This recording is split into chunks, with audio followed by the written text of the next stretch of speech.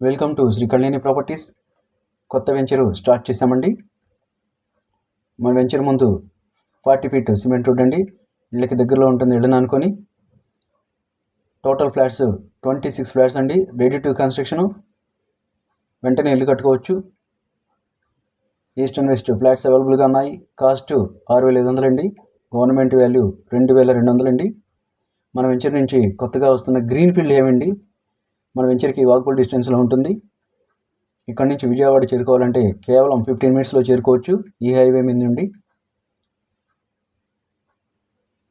ఇళ్ళ దగ్గరలో ఉంటుందండి. మా ఛానల్ లైక్ చేయండి, షేర్ చేయండి, సబ్స్క్రైబ్ చేయండి.